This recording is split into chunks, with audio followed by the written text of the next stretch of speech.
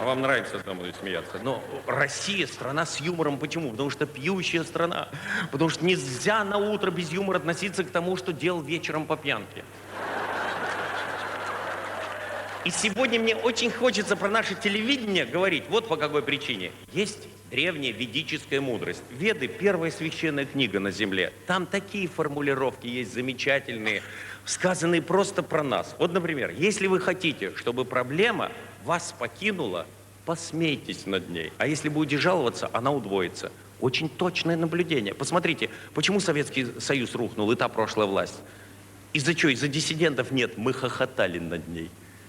Была передача «Вокруг смеха», был Жванецкий, был Акуджава, был Высоцкий. Вот она и рухнула. У русских людей есть проблема. Жаловаться всегда на проблему. Американцы молодцы. Они спрашивают, как твои дела? И сразу уходят. Сразу. Им в голову не придет слушать, что тот будет отвечать про их дела. Я помню, когда я первый раз приехал в Америку, меня довел швейцар одним и тем же вопросом. Он все время меня спрашивал, how are you today? То есть, как твои дела сегодня? И уходит. Однажды я не выдержал.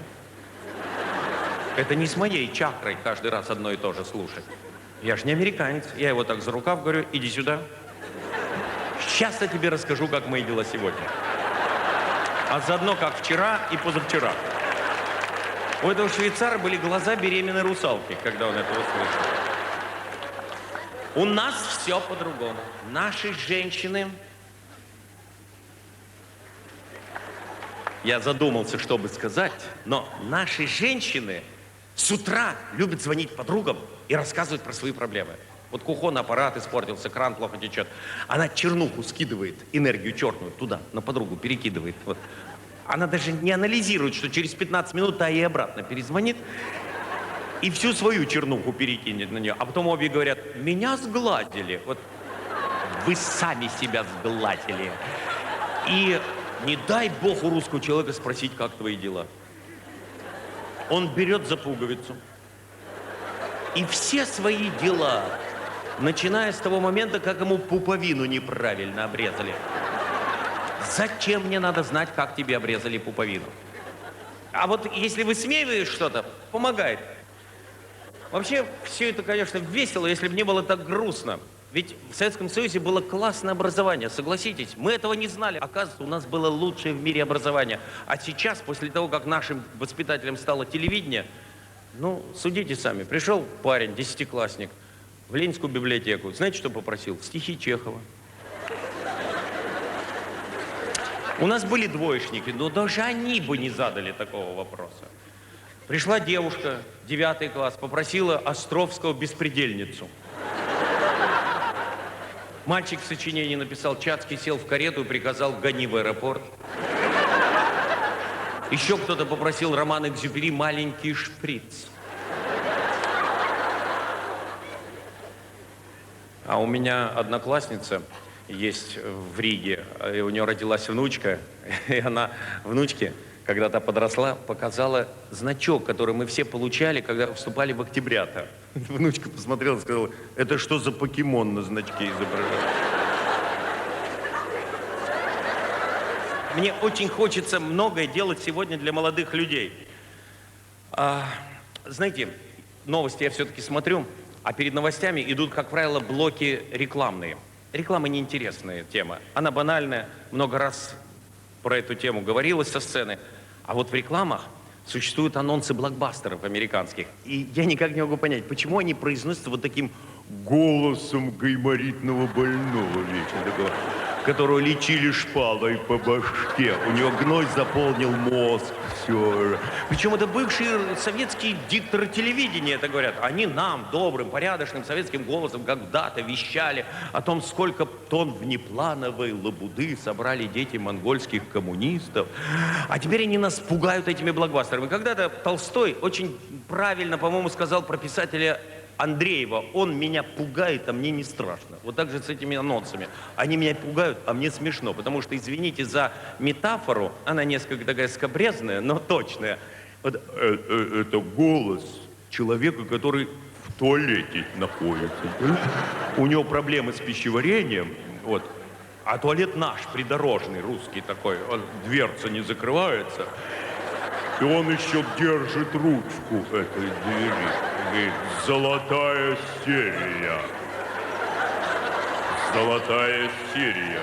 Конец 21 века. Все общественные туалеты Иллинойска захвачены внеземными цивилизациями. Золотая серия. 1 против ветра. Гигантские вши-убийцы захватили Землю. На планете осталось всего 8 человек. Это 4 беременных женщины, 2 собаки и 1 мертвый японец. Брюс Мюзли, Джон Пейджер и Билл Баклуши. Золотая серия. Апокалипсис. Безжалостная эротика и жизни насекомых. Случай приводит их в Париж в один и тот же день. Он молодой колумбийский наркобарон, она вдова Чебана из Башкортостана. Это вот вы все смотрите, и я тоже. Они проводят в Париже 3 сумасшедшие ночи. Он в казино отеля «Мариот», она на вокзале Сен-Дени. Они уезжают назад, так и не познакомившись. Эротические мелодрамы Нила Дибилдинга «Оргазм маразма». Золотая серия. ФБР внедряет своего агента в обезьяний питомник Нью-Йоркского зоопарка. 8 лет краснозадые макаки принимают его за своего. Уже близок момент, когда доверчивые обезьяны выберут его вожаком стаи.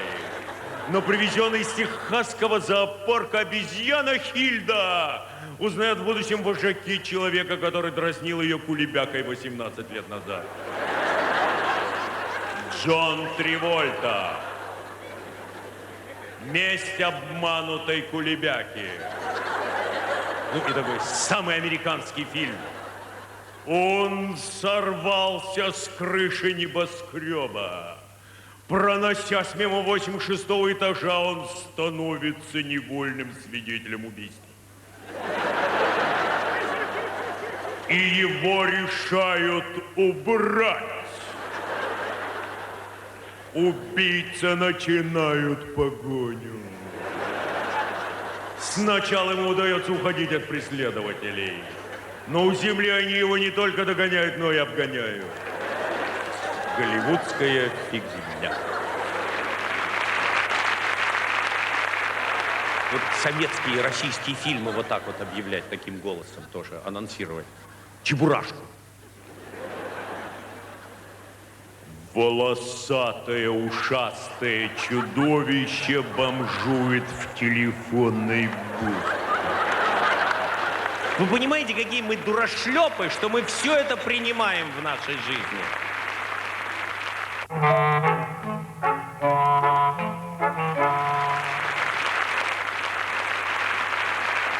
Знаете, я считаю, что верующий человек не должен быть суеверным, он не должен верить в приметы. Но мы, наверное, все немножко язычники, хотя я в приметы не верю. У меня нет такого азарта плевать через левое плечо, независимо от того, кто идет слева от меня, и уже быть счастливым тем, что я его оплевал. Этого нет.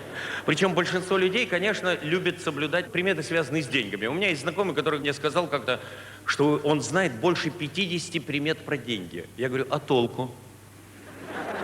У тебя же денег нет. Есть примета про деньги одна. Будешь работать – будут деньги. А он не работает, он только тщательно соблюдает приметы все. Например, не выносит мусор из дому вечером. Есть такие. Кого-то узнала, или себя, или кого-то. Всегда в зале, если смешок, это кто-то себя узнал, значит. Я ему говорю, у тебя мало денег, может быть, ты мало мусора не выносишь? Надо больше не выносить. Он стал больше не выносить, и я понял, есть точная примета. Если не выносить мусор вечером поздно, утром будет плохо пахнуть в доме. В зале есть наверняка люди суеверные. Предлагаю приметы, которые сбываются всегда. А не так, неизвестно, сбудется или нет.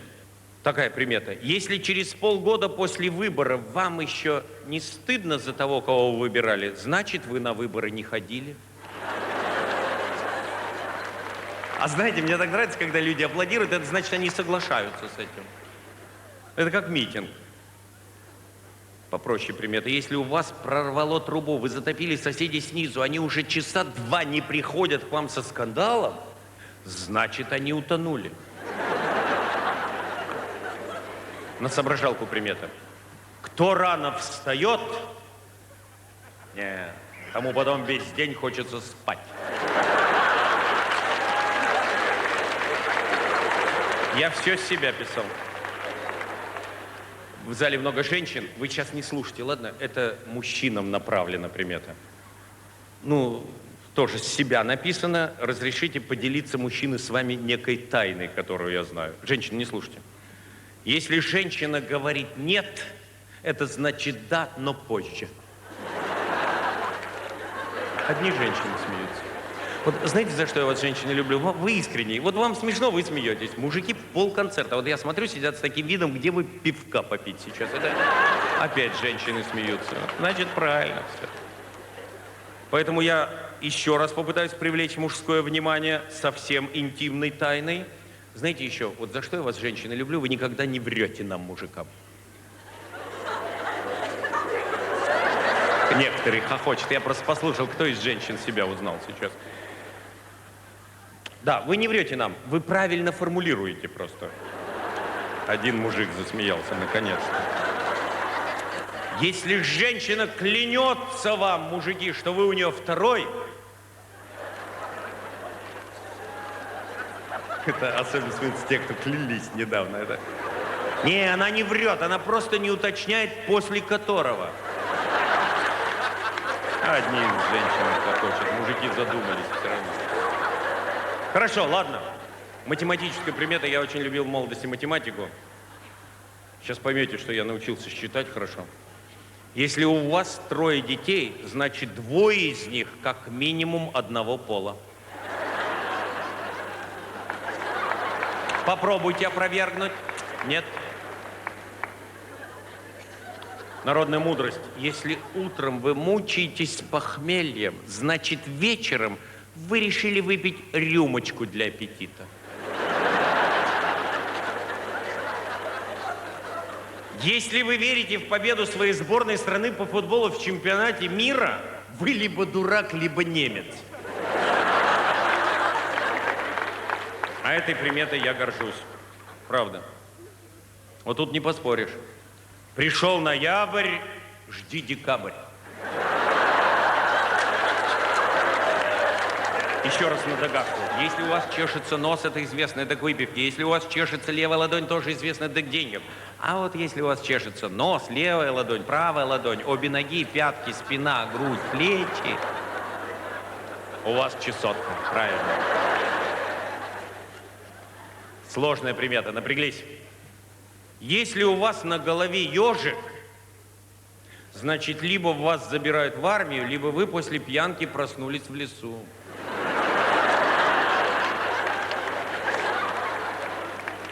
Новогодняя примета.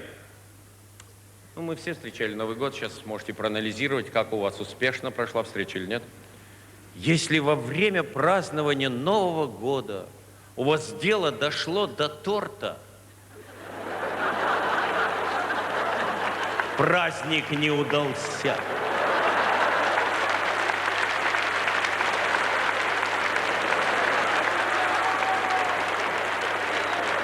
У вас не дошло до торта, это я понимаю. Мне еще нравятся такие приметы, в которых есть лирическая интонация. Это чисто российская интонация. Причем и такая же интонация есть в советах целителей российских или там, скажем, в полезных советах. У меня, например, в юности были веснушки. Сейчас не надо, не ищите, они стерлись от сложной жизни. А в то время мне так хотелось их вывести, и я дочитался до удивительного полезного совета одного из наших целителей. Это просто романтический полезный совет. Надо утром на рассвете, вот обратите внимание, на рассвете, на закате не получится, пойти в лес и опустить на 10 секунд лицо в муравейник. На рассвете только. На закате не получится. Муравьи за день наелись, и веснушки есть не будут, они сыты уже.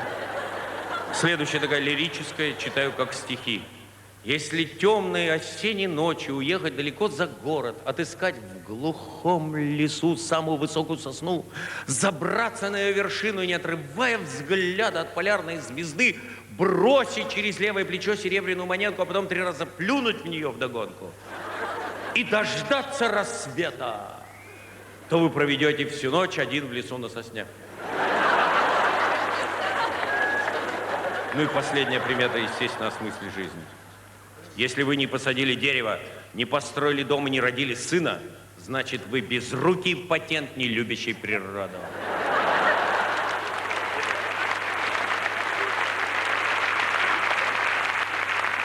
В странах Балтии есть особо националистически настроенные такие политики, и они мне не раз говорили: российская армия на нас когда-нибудь нападет. Я говорю: вы не зазнавайтесь, ребят. Российская армия вообще не знает о вашем существовании, во-первых. Вам надо бояться другого, чтобы российская армия маневры не проводила рядом с границами вашими. Сдует все ваши страны в один момент, после первого же маневра. Нам армия такая не нужна, нам не нужно ее вооружать, нам нужно образование сохранить, которое было у нас в Советском Союзе. Потому что если у нас будет образование, у нас и армия будет образованная. А если у нас образование будет какое сейчас, армия наша будет опасна только для нас внутри страны. Зачем нужна армия? Напасть или защитить? На кого может напасть наша армия? Вы их бегущими генералов представляете? Они, если бежать могут, эстафету 100 человек по 4 метра. С перекурами. Суворов с Альп съезжал на копчики, а эти, они ж копчик не найдут, чтобы съехать. И потом, на нас никто не собирается нападать. Нам самое время заняться образованием, а не армией поначалу. А если нападет кто-то, вот мое мнение, заходите. Нам только первой зимы дождаться. Так и уйдете от нас. Туалеты не закрываются. Ну что, они что, с биотуалетами нападать будут на нас, что ли? Я представил себе маневры российской армии. Российская армия успешно провела военные маневры под названием «Дуля в пустыне». 2 танка, без дул и башен, должны были подбить 1 вертолет, который несли на руках солдаты. Хотя 1 танк пытался догнать вертолет и протаранить его, но вертолет от него убежал. Военно-морские силы в дело не вступали. У них поломалось весло. За этими учениями из-за бугра наблюдали натовские наблюдатели. Сначала они так удивились, увидев, как из-за поворота показалась подводная лодка, которую тянули по свежевыкрашенному полю бурлаки на Волге. Наблюдатели оценили, что все 20 бурлаков уместились в одной Волге ГАЗ-24. А потом они так испугались, когда налетевшим ветром вертолет стал сносить к российско-китайской границе, где он был задержан пограничником, который каждую ночь сам обходил все границы России. Пограничник был в плащ-палатке, а его собака в плащ-будке. Несмотря на то, что за месяц до этого пограничник обменял свой автомат на мобильный телефон, он не испугался, не поддался панике и, увидев бегущий на него вертолет, отважно обстрелял его звуками тра-та-та-та-та-та-та-та. За это вертолет запинал пограничника ногами. Вдруг послышались шлепки. Это высадились десантники без парашютов. Они все были вооружены китайскими стратегическими петардами, которые сработали при приземлении. Десантники собирались вступить в бой, но их напугал вертолет, который неожиданно выбежал на них из леса, громко матерясь, потому что под землей за ним гнался крот-мутант. Неизвестно, чем бы эти учения закончились, но тут всех накрыло баллистической ракетой, которую стратегические войска в поисках цели катили по земле третий день.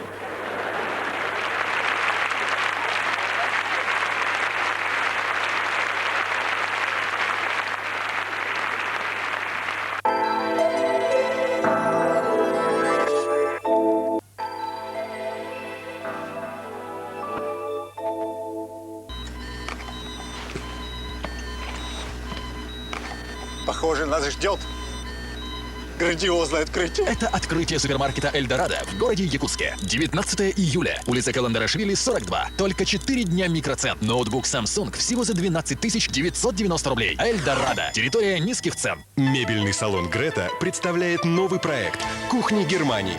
От аналогов, представленных сегодня на рынке мебели, кухни Германии отличаются высоким качеством, приемлемой ценой, необычайной надежностью и современным дизайном. Более подробно ознакомиться с проектом «Кухни Германии» вы сможете в салоне «Грета» по адресу улица Пояркова, 3/1.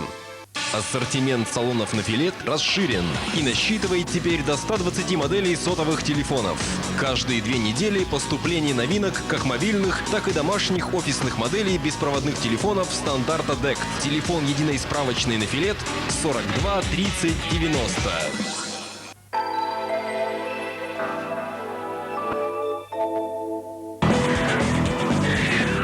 Перелет. Недолет. Твой выход. Простите, очень тороплюсь.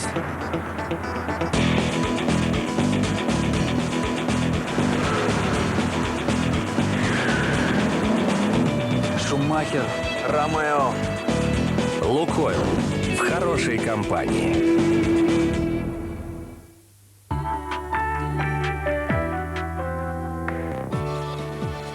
Даже у молодой кожи есть небольшие недостатки.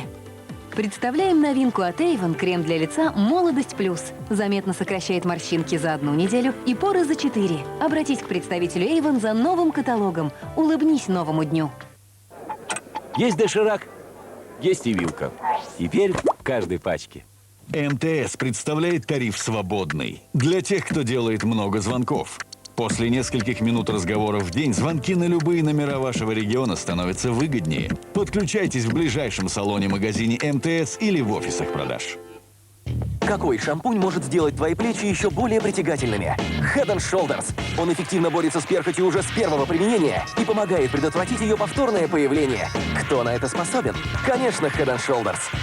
Рекомендован Центром «Здоровые волосы». Как вы готовите борщ? Чистите морковь? Пачкаете руки свеклой? Плачете от лука? Вы все еще делаете это? Зачем? Если у вас есть заправка для борща «Маги», она уже содержит свежую тертую свеклу, густую томатную пасту, морковь, лук и ароматные специи. Используйте 1 упаковку на 2,5 литра, и ваш борщ всегда будет самым вкусным. Заправка для борща «Маги». Домашний борщ без лишних хлопот. Маги.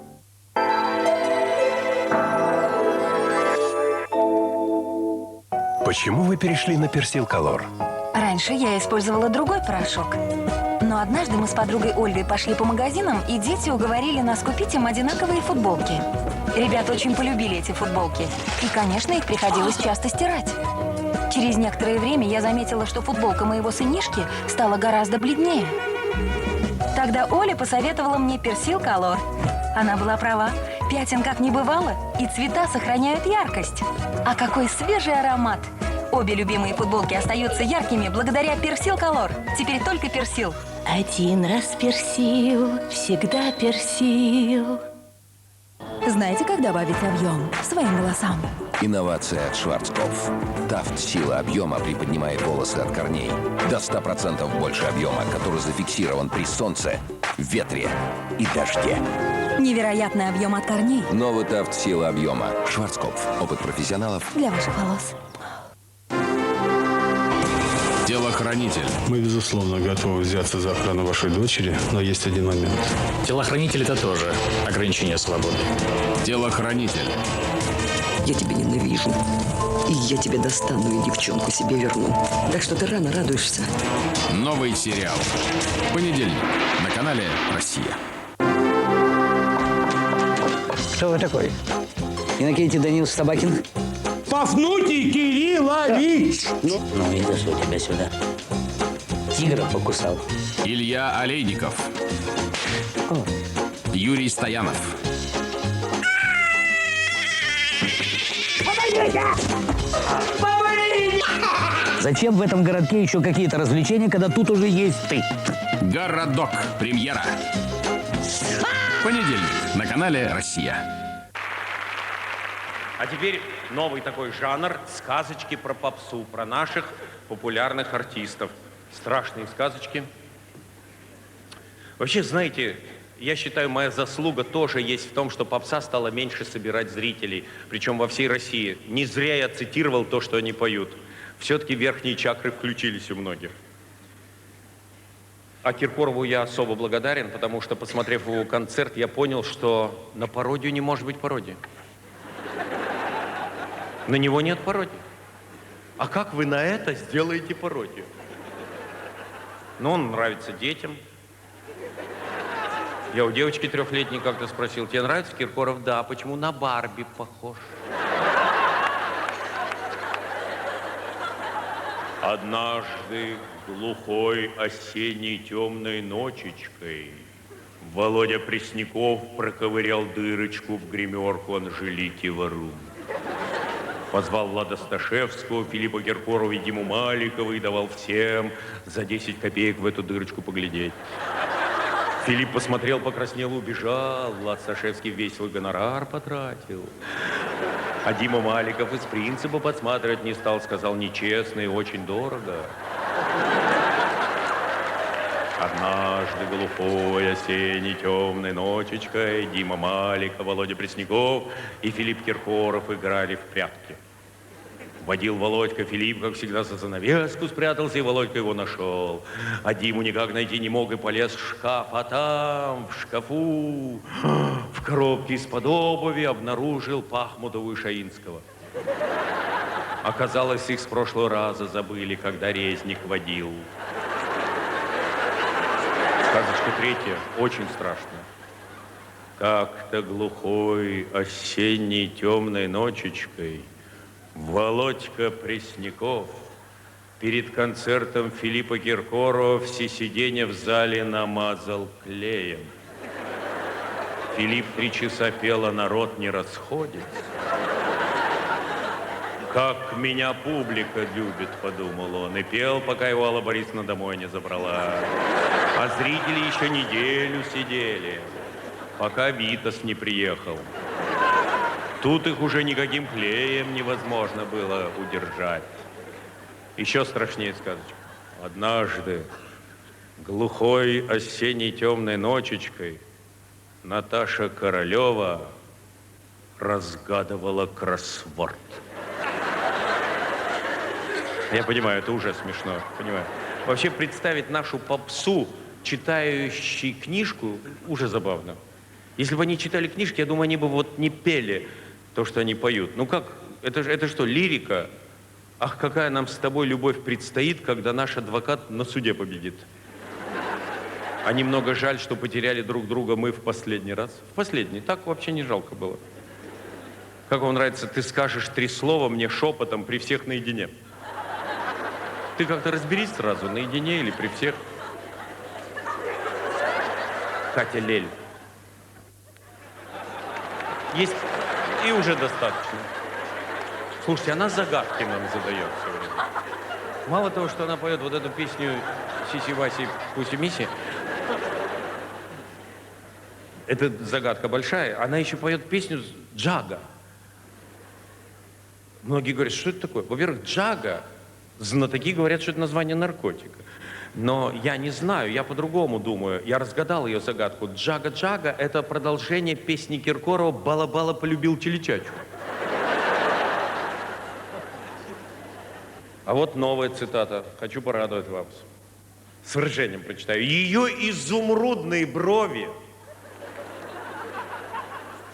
колосятся под знаком Луны. Колосятся брови. Вы представляете размер этих бровей?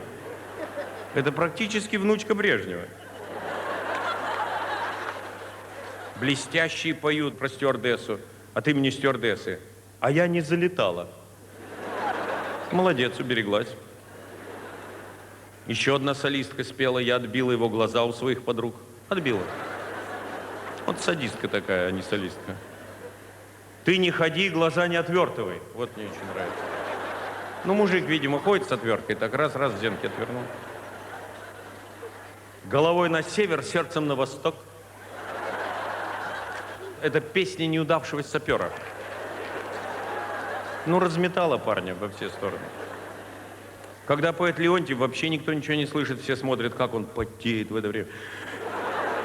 У него есть песня со словами «Я вновь покинул родную крышу». Это песня Карлсона, которому варенье привезли, наконец. Премьер-министр, солидные дядьки. Чего поют губки твои, как две створки в ворота рая? Это неприлично, друзья мои. Губки – это медицинский термин.